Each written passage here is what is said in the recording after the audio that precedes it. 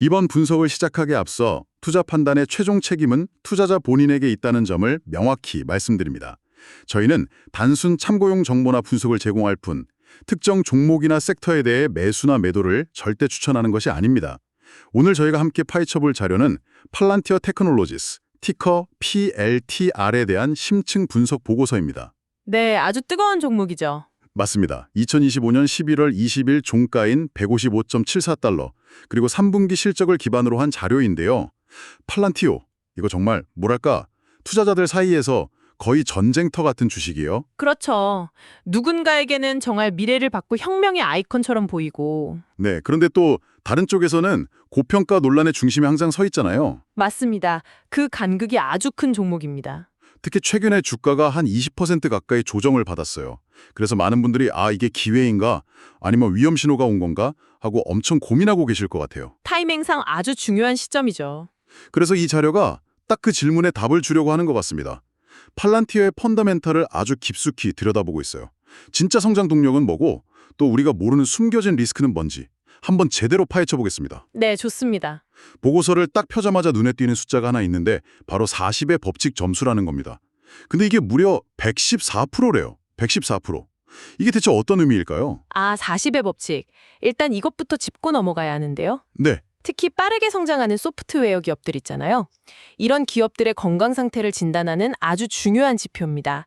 뭐랄까, 일종의 재무 건강 검진 같은 거라고 보시면 딱 맞아요. 재무건강검진이요? 흥미롭네요. 계산법은 아주 간단합니다. 매출 성장률에다가 영업이익률을 더하는 거예요. 성장률 더하기 이익률. 네, 그 합친 값이 40%를 넘느냐 아니냐, 이걸 보는 거죠. 그런데 왜 하필 40%인가요? 50도 아니고 30도 아니고요. 아주 좋은 질문입니다. 사실 이 법칙에 나온 배경을 좀 알아야 하는데요. 많은 스타트업이나 성장 기업들이 성장 지상주의에 빠지기 쉽거든요. 일단 매출부터 키우고 보자는 식이에요. 맞습니다. 수익성은 완전히 무시하고 그냥 외형만 막 키우는 거죠. 반대로 성장은 완전히 멈췄는데 있는 이익만 쥐어짜내는 회사도 있고요. 네, 그런 회사들도 있죠. 40의 법칙은 바로 이 두 가지 극단을 모두 걸러내는 겁니다. 수익을 내면서 동시에 빠르게 성장하는 그런 균형 잡힌 우량 기업을 찾아내는 뭐랄까 최소한의 기준선 역할을 하는 거예요. 그러니까 40%는 넘어야 너는 성장과 수익성 두 마리 토끼를 다 잡고 있구나 하고 인정해 준다는 거군요. 정확합니다. 그래서 40%만 넘어도 아주 훌륭한 기업으로 평가받아요. 40점만 넘어도 우등생인데 팔란티어는 114점이라고요? 이건 뭐 전교 1등을 넘어서는 수준 아닌가요? 거의 만점에 가까운 점수 같은데요? 그렇습니다. 그냥 높은 수준이 아니라 경이로운 수치라고 봐야죠. 자료를 좀 더 구체적으로 보면요. 3분기 매출 성장률이 전년 동기 대비 63%에 달합니다. 와, 63%요? 네, 여기에 조정 영업 마진이 또 사상 최고치인 51%를 기록했어요. 아니, 매출이 60% 넘게 크는데 마진이 50%가 넘는다고요? 바로 그 점이 놀라운 거죠. 그래서 이 둘을 더해서 정확히 114%가 나온 겁니다. 와, 여기서 진짜 핵심은 단순히 숫자가 높다는 걸 넘어서요. 이 회사가 지금 수익성을 동반한 초고속 성장 단계에 진입했다는 가장 명확한 증거라는 점입니다. 그게 어떤 의미죠? 보통은 성장을 위해서 마케팅비나 연구개발비를 엄청나게 쏟아붓잖아요. 그렇죠. 이익을 좀 포기하더라도 일단 시장부터 먹어야 하니까요. 네, 그래서 이익률이 낮아지기 마련인데 팔란티어는 성장 가속 페달을 밟으면서 동시에 이익도 폭발적으로 늘리고 있다는 뜻이니까요. 이건 세계 최상위권의 건전성 지표라고 할 수 있습니다. 알겠습니다. 성장률도 최상위권, 수익성도 최상위권, 이 둘을 동시에 잡았다는 건데 근데 보고서에서 진짜로 흥미롭게 보는 지점은 따로 있더라고요. 어떤 부분이죠? 바로 미국 상업 부문의 성장률입니다. 이게 무려 121%래요. 이게 왜 그렇게 중요할까요, 혹시? 오랫동안 팔란티어에 붙어 다녔던 그 정부 의존도라는 꼬리표, 이걸 드디어 떼어내는 신호탄으로 볼 수 있기 때문일까요? 와, 정확히 짚으셨습니다. 그게 바로 핵심입니다. 그런가요? 네. 팔란티어는 아시다시피 CIA의 투자를 받으면서 성장한 그런 태생적 배경이 있잖아요. 네, 그래서 항상 스파이 기업 아니냐는 이미지도 있었고요. 맞습니다. 그래서 늘 정부 계약이 만약 끊기면 어떡할 건가 하는 그런 의심의 눈초리를 받아왔어요. 안정적이긴 하지만 성장에 한계가 있다는 지적이었죠.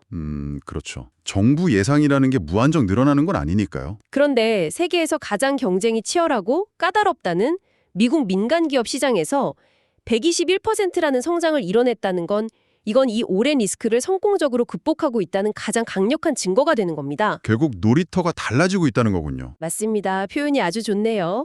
정부라는 한정된 공간에서 민간 기업이라는 훨씬 더 크고 역동적인 운동장으로 주 무대를 옮기고 있다는 거죠. 시장의 크기 자체가 달라지는 거네요. 네, 기업이 공략할 수 있는 전체 시장의 크기, 저희가 보통 TAM, Total Addressable Market이라고 하죠. 이 TAM 자체가 차원은 다르게 커지고 있음을 보여주는 겁니다. 아, 그리고 여기에 더해서 하나 더 봐야 할 게 있습니다. 미래 수익의 파이프라인을 보여주는 총계약 가치, TCV라고 하는데요. Total Contract Value요? 네, 이 TCV가 151%나 증가했다는 정도 주목해야 합니다. 151%요? 이건 또 어떤 의미인가요? 이건 단순히 지금 잘하고 있다를 넘어서는 신호예요. 미래 먹거리를 이미 창고에 가득 쌓아두고 있다는 신호거든요. 아하, 이미 수주를 받아놨다는 뜻이군요. 그렇죠. 앞으로도 아주 강력한 성장이 예정되어 있다는 뜻입니다. 그런데 이런 정말 말도 안 되는 재무 성과는 결국 기술력이 뒷받침되지 않으면 불가능한 거잖아요. 당연하죠. 단순히 영업사원들이 열심히 해서 나올 수 있는 숫자가 아니죠. 고객들이 이건 비싸도 돈을 내고 써야겠다고 느끼게 만드는 그 마법 같은 게 뭔지 궁금한데요. 보고서의 핵심은 접지형 AI랑 온톨로지인 것 같습니다. 우리가 보통 아는 챗 GPT 같은 AI와는 근본적으로 다르다고 하던데요. 네, 이 부분이 팔란티어를 이해하는 가장 중요하고 또 가장 독보적인 경쟁력이라고 할 수 있습니다. 네. 혹시 챗 GPT 같은 LMM, 그러니까 대규모 언어 모델의 가장 큰 약점이 뭔지 아시나요? 그 환각현상 말하는 거죠? 없는 사실을 진짜처럼 막 지어내는 거요. 맞습니다. 바로 환각 현상이죠. 인터넷에 방대한 텍스트로 학습하다 보니까 맥락 없이 자신감 넘치게 엉뚱한 소리를 하는 거예요. 비유를 하자면 똑똑하긴 한데 가끔씩 큰 사고를 치는 자신감 넘치는 신입사원 같아요. 하하, 비유가 재밌네요. 기업 입장에서는 정말 곤란하겠네요. 그럼요. 기업 입장에서 이런 AI에게 중요한 의사결정을 맡길 수는 없겠죠. 당연하죠. 우리 회사 3분기 재고를 바탕으로 다음 달 생산 계획 세워줘 라고 했는데 어디서 본 건 있어가지고 그럴듯한 소설을 써서 보고하면 큰일 나니까요. 바로 그겁니다. 그런데 팔란티어의 AIP, 즉 인공지능 플랫폼은 완전히 달라요. 이 AI는 회사의 모든 규정과 데이터를 전부 꿰고 있는 뭐랄까 깐깐한 20년차 부장님 같다고 할 수 있습니다. 20년차 부장님이요? 네, 절대 뇌피셜로 말하지 않죠. 그 비밀이 바로 온톨로지라는 기술에 있습니다. 온톨로지. 단어가 좀 어려운데 쉽게 설명해 주실 수 있나요? 네. 온톨로지를 아주 쉽게 설명하면 비즈니스를 위한 레고 설명서를 만드는 것과 같습니다. 레고 설명서요. 오, 흥미로운 비유네요. 기업의 데이터를 한번 생각해 보세요. 수억 개의 흩어진 레고 블록과 같아요. 부품, 직원, 공장, 고객 주문서 같은 것들이요. 맞습니다. 온톨로지는 이 흩어진 레고 블록들에 각각 이름과 역할을 부여하고 예를 들어 이건 바퀴야, 이건 운전석이야 하고 정의해 주는 거죠. 그리고 서로 어떻게 조립되어야 하는지, 바퀴는 차체에 붙어야 해 하는 것처럼 명확한 규칙과 관계를 정의해 주는 겁니다. 현실 세계의 비즈니스 구조를 디지털 세상에 그대로 복제하는 거군요. 정확합니다. 팔란티어의 AI는 바로 이 레고 설명서, 즉 온톨로지 안에서만 생각하고 움직입니다. 이제 이해가 확 되네요. 그러니까 AI가 마음대로 상상의 나래를 펼치는 게 아니라 아주 잘 짜인 설계도 안에서만 움직이도록 해서 실수를 원천적으로 막는 거군요. 네. 마치 체스판 위에서 말들이 정해진 규칙대로만 움직일 수 있는 것처럼요. 그래서 접지된 AI라고 부르는 거군요. 현실에 발을 단단히 붙이고 있다는 뜻이네요. 맞습니다. 정의된 문맥, 컨텍스트 안에서만 작동하는 거죠. 그렇기 때문에 환각 현상 없이 실행 가능하고 정확한 의사결정을 내릴 수 있는 겁니다. 이런 기술이 실제 비즈니스에서는 어떤 이점을 가져다 주나요? 영업 속도를 극적으로 가속화합니다. 속도요? 네, 자료에 언급된 AIFD라는 도구가 대표적인 예인데요. AI Function Development Engine. 네, 과거에 수많은 컨설턴트와 개발자들이 몇 달 혹은 몇 년씩 매달려야 했던 대규모 시스템 통합 프로젝트 있잖아요. 네, 그런 건 보통 정말 오래 걸리죠. 이 도구를 사용하면 단 5일 만에 프로토타입을 만들어낼 수 있다고 합니다. 잠시만요. 5일이요? 5개월이 아니고요? 그건 좀 비현실적으로 들리는데요. 보통 이런 프로젝트는 정말 복잡하고 오래 걸리는 작업이잖아요. 이게 정말 기술만으로 가능한 건가요? 아니면 마케팅적인 과장이 좀 섞인 수치일까요? 아주 좋은 지적입니다. 당연히 5일 만에 거대 기업의 모든 시스템이 완벽하게 통합된다, 이런 뜻은 아니에요. 그렇죠. 하지만 핵심적인 비즈니스 문제 해결을 위한 초기 모델과 애플리케이션을 5일 만에 구현해서 그 가치를 바로 눈으로 보여줄 수 있다는 게 혁명적인 겁니다. 아, 그러니까 고객 입장에서. 그렇죠. 고객 입장에서는 이게 정말 우리 회사에 도움이 될까를 몇 년씩 기다릴 필요가 없는 거예요.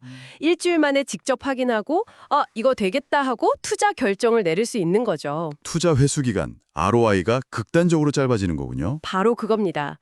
일단 맛보기를 아주 빠르고 확실하게 보여줘서 고객을 사로잡는 전략인 거죠. 그렇군요. 그리고 더 무서운 점은 그 다음입니다. 다음이요? 한번 온톨로지를 기반으로 기업의 모든 시스템을 연결하고 나면 다른 시스템으로 바꾸는 것이 거의 불가능에 가까워집니다. 아, 한번 들어가면 빠져나올 수가 없군요. 네, 모든 데이터와 업무 프로세스가 팔란티어를 중심으로 돌아가기 때문이죠. 이게 바로 누구도 넘볼 수 없는 강력한 전환 비용, 스위칭 코스트, 즉 기술적 해자가 되는 겁니다. 한번 발을 들이면 빠져나오기 힘든 개미지옥 같은 생태계를 만드는 거네요. 맞습니다. 그래서 단순한 분석 툴을 넘어서 기업의 운영체제 OS로 자리매김한다는 말이 바로 이런 의미입니다. 기술적 해자는 정말 강력해 보입니다. 설명을 들으면 들을수록 거의 무결점의 회사처럼 느껴지는데요. 네, 장점만 보면 그렇죠. 그런데 이렇게 완벽해 보이는 회사 주가가 왜 최근에 20%나 빠졌을까요? 이 완벽한 그림에 어떤 균열이 있는 건지 궁금합니다. 보고서는 펀더멘털 문제가 아니라 밸류에이션을 지목하던데요. 네, 보고서는 그 점을 아주 명확하게 지적합니다.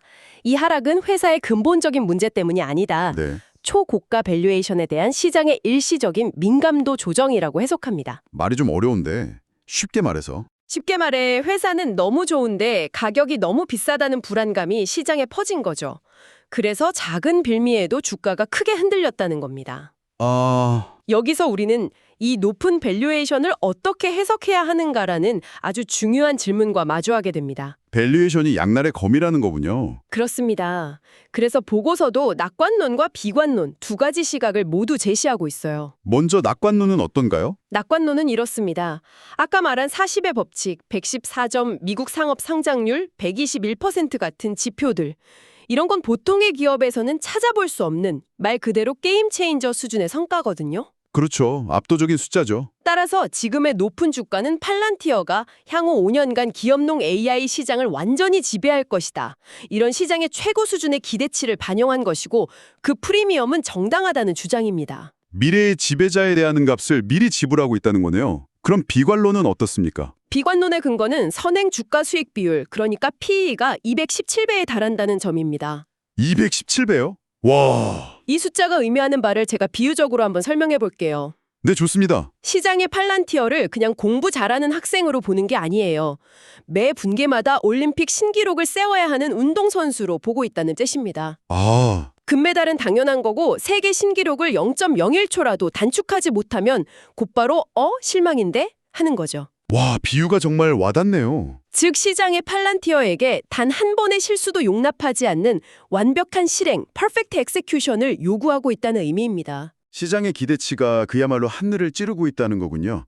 작은 실수 하나에도 실망 매물이 쏟아져 나올 수 있는 정말 살얼음판을 걷는 기분이겠습니다. 맞습니다. 결국 회사의 펀더멘털보다는 투자자들의 감정이나 기대치가 주가를 더 크게 움직일 수 있는 구간이다. 이런 해석이네요. 정확합니다. 작은 실적 미달이나 거시경제가 안 좋아진다는 신호 같은 외부 충격에도 주가가 과도하게 변동할 수 있다는 그런 극심한 리스크를 안고 있는 셈이죠. 밸류에이션 문제 외에 보고서에서 지적하는 또 다른 구조적인 리스크는 없었나요? 네, 두 가지 중요한 리스크를 더 지적합니다. 네. 첫째는 주식 희석, 다일루션 문제입니다. 아, 주식 기준 보상, SBC 문제군요. 맞습니다. 팔란티어는 최고의 인재들을 유치하기 위해서 임직원에게 스톡옵션 같은 주식기준 보상, 즉 SBC를 많이 지급합니다.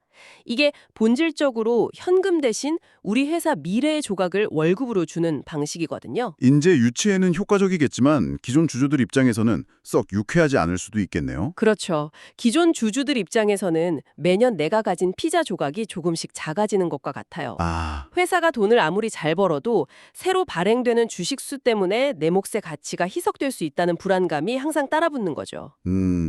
이 문제는 좀 해결되고 있나요? 물론 최근에 GAP 기준으로도 순이익을 내기 시작하면서 이 문제가 점차 완화될 거라는 기대도 있습니다. 하지만 여전히 잠재적인 리스크로 남아있는 건 사실입니다. 안에서는 주식 희석 문제로 내 몫이 줄어들 수 있다는 내부의 적이 있는 셈이군요. 그럼 다른 리스크는 뭔가요? 바로 외부의 적이죠. 즉, 경쟁사의 추격입니다. 빅테크 기업들이요? 네. 지금은 팔란티어의 온톨로지 기반 AI가 거의 독보적인 위치에 있지만 마이크로소프트나 구글, 아마존 같은 빅테크 기업들이 이 방식의 중요성을 깨닫고 그 막대한 자본력으로 시장에 뛰어들 가능성은 항상 존재합니다. 그런데 그냥 우리도 온톨로지 만들었어요 라고 해서는 쉽지 않을 것 같은데요. 이미 팔란티어가 시장을 선점하고 있는 효과가 있으니까요. 물론입니다. 단순히 기술을 베끼는 것만으로는 큰 위협이 안 될 수도 있어요.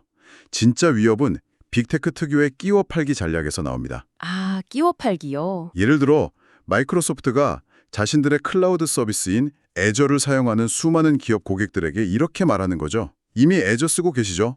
그럼 이 온톨로지 기능도 아주 저렴하게 혹은 거의 공짜로 한번 써보세요 하는 식으로요. 와, 그건 정말 무서운데요. 이게 바로 빅테크의 가장 무서운 점입니다.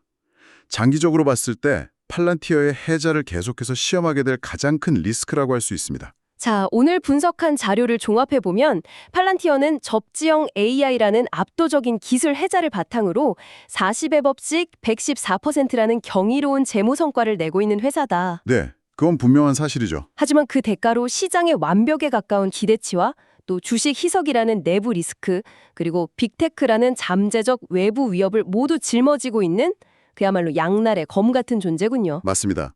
딱 그 표현이 맞네요.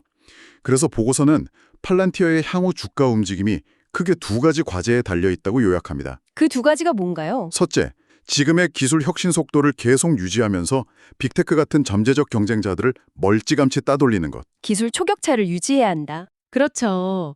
그리고 둘째, 현재 폭발적으로 성장하고 있는 미국 상업시장에서의 성공 모델을 유럽이나 아시아 같은 글로벌 상업시장 전체로 성공적으로 복제하고 확장하는 것. 성공의 글로벌화군요. 네. 이 두 가지를 얼마나 잘 해내느냐가 다음 단계로의 도약을 결정할 겁니다. 결국 이 분석은 팔란티어가 높은 확신을 가질 만한 기업이지만 그만큼 높은 변동성을 감수해야 하는 투자 대상임을 명확히 보여주네요. 맞습니다. 기술은 현실이고 성장은 폭발적이지만 시장의 기대치는 이미 하늘에 닿아 있으니까요. 고위험 고수익 투자의 아주 전형적인 사례라고 할 수 있겠습니다. 네, 그렇게 볼 수 있겠네요. 이 보고서는 장기 리스크로 빅테크와의 경쟁을 꼽았습니다. 하지만 여기서 한 걸음 더 나아가서 이런 질문을 던져보는 건 어떨까요? 오, 어떤 질문이죠? 팔란티어가 미국 정부와 국방, 에너지, 헬스케어 같은 국가 핵심 산업에 점점 더 깊숙이 통합되고 있잖아요. 그렇죠. 거의 인프라 수준으로 들어가고 있죠. 그러면서 오히려 다른 빅테크 기업들이 규제나 보안 문제 때문에 쉽게 넘볼 수 없는 일종의 필수 공공재나 유틸리티와 같은 독점적 지위를 구축하게 될 가능성은 없을까요? 아주 흥미로운 관점이네요. 경쟁의 위협이 아니라 오히려 규제와 보안이 새로운 해자가 될 수 있다는 말씀이시군요. 네. 빅테크가 넘볼 수 없는 그들만의 리그를 만드는 거죠. 이 점에 대해 한번 생각해 보시는 것도 아주 흥미로운 관점이 될 것 같습니다.